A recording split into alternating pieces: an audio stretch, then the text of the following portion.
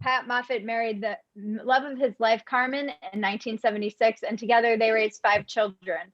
In 1998, Carmen was diagnosed with early onset Alzheimer's. After years of struggling, the disease took her life. I'm sorry about that.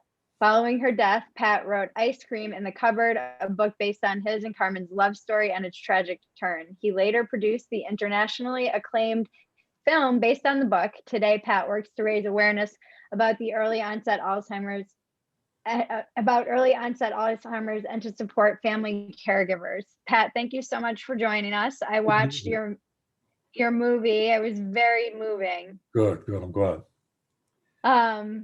So much this will not be long enough, but tell us just briefly, what are you passionate about these days? What are you moving towards?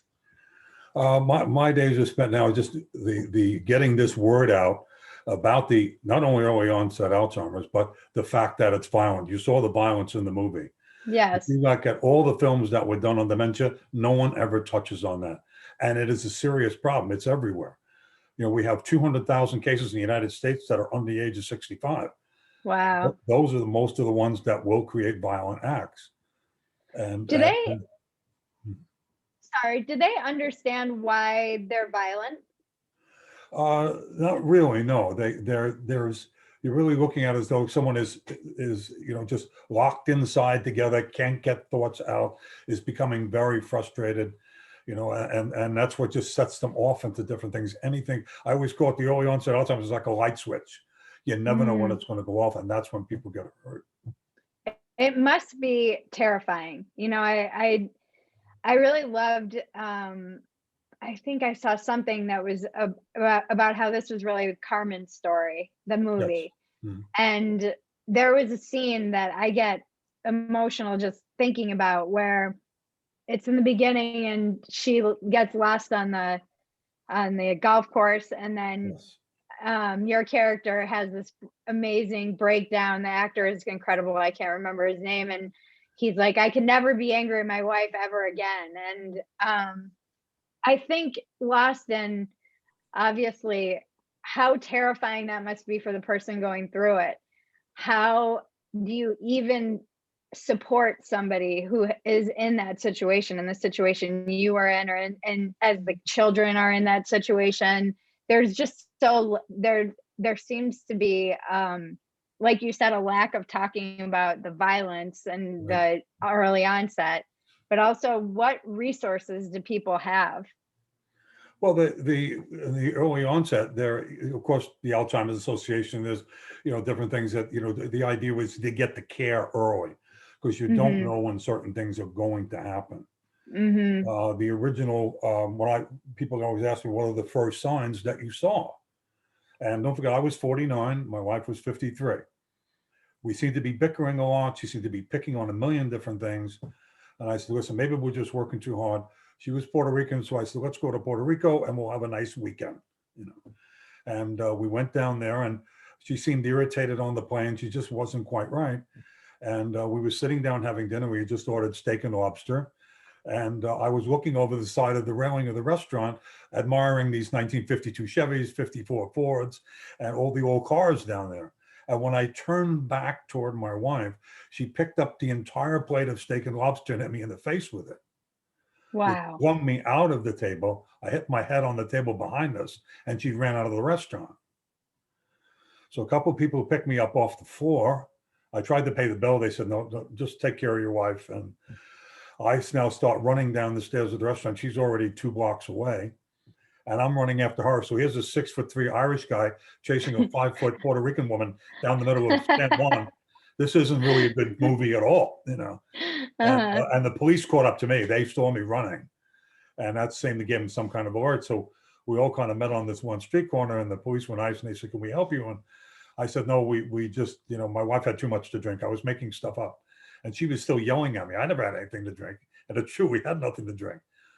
I got her back to the hotel. I got in the cab, and she lay down in bed and went to sleep. This was only like 6 o'clock at night. And I went out on a terrace, and I had 3 of the fastest beers I've ever had in my life. I was just shaking. I had no idea what was going on there. What made this happen? There was no argument. There was no discussions, nothing. And about 20 minutes later, she woke up and walked out on the terrace and she said, honey, I am starved. When are we going to eat? Wow. I said, I tried that and you threw your food at me. She said, that's what the problem is with you, Moffett. You joke around too much. I wouldn't throw food at you. How stupid is that? And by the way, what happened to the front of your shirt? You look like a mess. Wow. So this high trauma event just changed, and within 10 minutes of that cab ride, that whole thing just disappeared. Like didn't exist. Wow. So these are the things that shock you into this stuff. And of course, I got on the next plane the next day. I didn't know what was coming off. I wanted to be home. I just wanted to be home. And I couldn't get her to a doctor. And weeks went by and she was getting more forgetful and a little more angry. And then she'd settle down for 4 or 5 days. So you're kind of almost saying, well, maybe this passed, and that's not the case. So the day that we actually got the title of the book actually was when we went food shopping. We came back. She put all the food away. I went to get the dry cleaning. And I came back and I saw this white liquid coming out of the bottom of the cabinet, the cupboard. And I'm saying, I wonder what happened here. And I just opened it up and I'm moving the canned goods. And there's a deflated box of vanilla ice cream. And wow. you must have put the food away lightning fast today because you put the ice cream in the cupboard. She said, I never did that. Why don't you blame those little bratty kids upstairs? I didn't do that. There were no kids. There were no kids left in the house. Wow. So everything was just so that the next day I said, if I have to throw a net over her, throw her in the trunk, I have to get her to a doctor. But she kept saying, there's something wrong with you. You're just blaming me for things. And of course, you're still not thinking anything about Alzheimer's. That's remote, Right. And the next day, the school told her where she worked. She was the budget administrator. Day school, of course, her work had just completely fallen apart. And they told her, if you don't get an examination, we have to find out if there's something wrong with you or not. If there's nothing wrong with you, we're firing you for cause. But if there's something wrong, you can get state disability, you'll have income. But one way or the other, you have to take this exam or you're fired. And that's the day she was diagnosed. So was there an awareness of it on her part at any point? Or is it? When she was diagnosed, she came home that day and she says, honey, I need to sit down for a minute and talk to you. And we were walking distance from the school and she was able to make that trip. So we sat down and she says, I have a touch of Alzheimer's. Okay. And I said, that's kind of like being a little bit pregnant, I think. Either you do or you don't. And of course she did. And that's when life changed and went the other way. And things got really nasty after that. And what did you draw on having no experience with this? How did you get through taking care of her, and how did you what did you learn about love? And I mean, I know these are big questions. Till death do us part, and I was sticking in, and men actually, in these early onset cases, I've seen so many now. There are more along the lines of, I can handle this myself. It's my wife. Let me do it. Don't tell me I need help. I'm not going to listen to you. This is my spouse who lived her life with me, and I can handle. She needs me now, and I'm here. So they push that care off, and that's dangerous because your immune system starts to fail from being run down. You're constantly chasing these loved ones. They're getting out of the house. They're running here. They don't sleep well. They get up in the middle of the night. You're up in the middle of the night. You saw some scenes in the movie that were pretty scary that actually happened. And where you're hiding all the knives. Yes, exactly. And that's what I did. But here you are. You look like a maniac doing this. But that's what you're doing. And then, covering the stove so she can't turn on the stove at all. So there's just tons of things to do. And I got caregiver in. I was smart enough that the doctors told me you should get a caregiver. I brought her in, and she was a mistake that I made there. Brought her in, and she knew a lot about taking care of Alzheimer's patients. And I said, okay, great. She's done it before. So this is what I need. And I always tell caregivers in the male or female side, don't quit your job. You're going to need it because there's a bad ending coming here. And you need a place to work, and you need an income. And so I hired this woman, and she seemed very good, and I was able to go to work. And everything seemed to be fine for the first 4 or 5 days. And then I decided to come home early one day. And I was driving down the block near on my house, and I saw my wife talking to a bunch of guys on a construction job. They were digging a hole in the ground. And I said, what is this? What's she doing by herself? And I never realized that she got out of the house when the caregiver went to the bathroom, and the woman was kind of overweight and not in good shape. And Mm-hmm. Carmen got out and was blocks away, just like she was at the restaurant in Puerto Rico. It's the same thing. Yeah. So make sure you hire a caregiver that's physically fit as well for this. And sure enough, the woman come running around the bar, huffing and puffing. Wow. But she beat up the housekeeper and the caregiver, so nobody would work for us anymore. Wow. So that ended that. So they have a place called the Parker Center on Long Island, part of Long Island Jewish Hospital. And they have an Alzheimer's center there, a daycare center. So I was able to get her into there. And these are enormous amount of money every week. It's just the way it is. And she got in there. Things were okay for 2-3 weeks. I would drop her in the morning, pick her up at night, shower her, do what I had to do, and do the same routine the next day. And one day they called up and they said, Mr. Moffett, you need to come over here right away. So I left my job in the middle of the afternoon. I went back to the center, and they said she punched out a 90-year-old man. Oh, wow. Pretty bad. And we have to tell you that the liability for his family doing any suit, the liability is with this facility and is with you, the caregiver of the person that created the violence. So the people never did anything. They didn't sue. They understood. But she said, you need to get her out of here tomorrow. Wow. The daycare center was over. So you scratch and fight for all these things, and it just gets worse and worse. And at some point, which I reached the point of, she has to be tested for antipsychotic drugs. Wow. And that goes into a hospital where you spend 3 weeks. You're monitored 24/7. There are 28 drugs that could be a mixture of 1 or 2 or 3. And then 3 weeks later, you hope to get a calmer life home. Mm-hmm. And they told me to come to the hospital, and they wanted to talk to me. And I sat down, and they said, the antipsychotic drugs that she's been given are so strong that we recommend 100% you do not take her home at all. They can't be administered at home in a safe environment. If you call 911 and she has a stroke or something, they won't know what to do. They won't understand these drugs, and she'll die. So we recommend we go right to 24/7 care. Wow. And that's how she got into that, to the center that I put her in.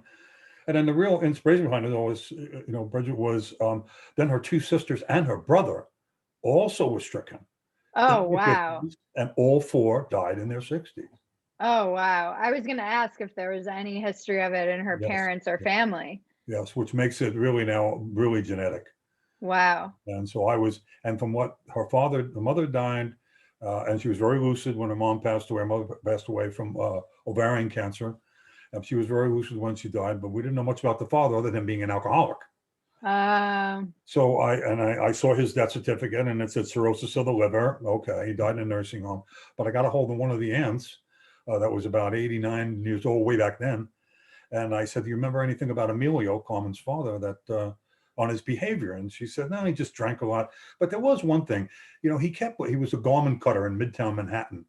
He kept going out to lunch, and he couldn't find his way back from lunch.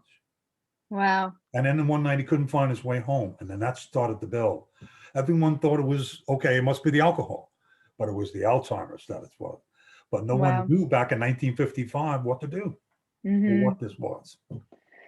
Wow, it's really amazing, and I want to talk to you more, and we'll probably have you on my podcast to do so. My final question is on a more aspirational note. What inspires you creatively, or to kind of keep going?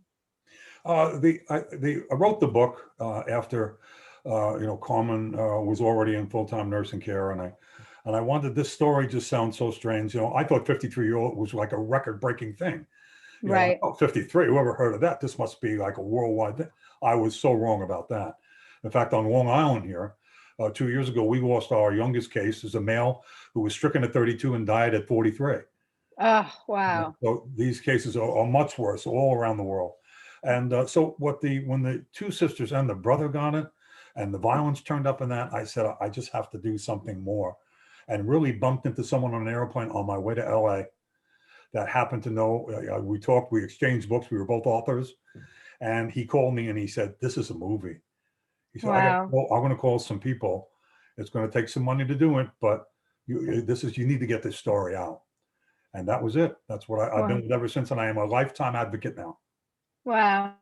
Well, thank you, Pat, for sharing your story. It's really moving. It moved me to tears, and I just knew absolutely nothing about it. So it's raised my awareness of early onset Alzheimer's, and I would love to help you spread your story and your message more. And thank you Absolutely. That'd be for great. taking time with us. Great. Are you presenting at all later in the week? Yes, on Friday. At Okay. 4. Yeah. What time? 4 o'clock, I think. Okay. Yeah. Great. Well, anyone can check you out then as well. Yeah, we're Thank going to you bring so some much. cases. I'm going to do some cases as in connection to like what we did. I want to give you some other ideas of what happens to caregivers and what happens to patients when they don't make these decisions quick enough. Okay, Pretty scary great. stuff. Yeah. I'll probably try and check that out too. Thank you so much for your work, Pat. Okay, thanks for having me. Good seeing Have a you. good night. Okay, you too, Bridget. Nice to meet Bye. you.